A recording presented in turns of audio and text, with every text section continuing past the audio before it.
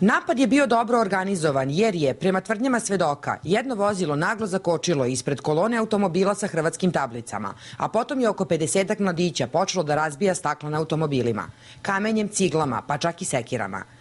Bilans sinoćnih huliganskih napada na hrvatske navijače je 3 povređenih i više oštećenih i zapaljenih vozila. 2 mladića iz Siska, obojica sa povredama glave, od kojih jedan i sa ubodom noža u nogu, prevezeni su sinoć iz Rume u bolnicu u Sremskoj Mitrovici i nakon ukazane pomoći pušteni kući, sazna RTV. U Novosadski urgentni centar sinoć je primljen 34-godišnji Nikola J. iz Zagreba sa lakšim telesnim povredama.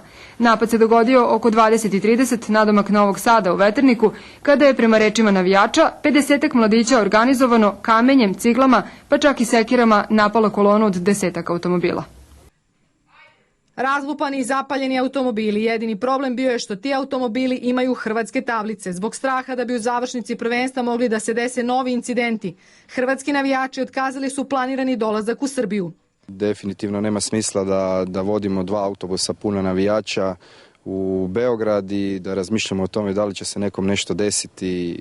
Ne daj Bože da neko možda čak i Hrvatski navijači opisuju stravu i užas nakon pobjedničke utakmice nad Francuzima. U klasičnoj sačekuši naši su navijači brutalno napadnuti. Odjednom se stvorilo oko 20 ljudi oko nas, fantomke, kukuljice, sjekira letjela u auto, šajbu ili... Lijanske policije stižu isprike i apel. Neka se svi navijači na graničnim prijelazima jave policiji kako bi dobili zaštitu. Navijači tvrde kako imaju dojave da ih huligani čekaju i da će biti još incidenata.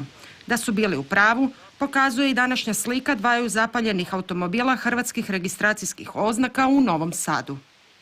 Navijači otkazuju svoje odlaske na sutrašnju utakmicu u Beograd. Rukometni savez također je odustao od bilo kakvih angažmana jer ne može preuzeti odgovornost.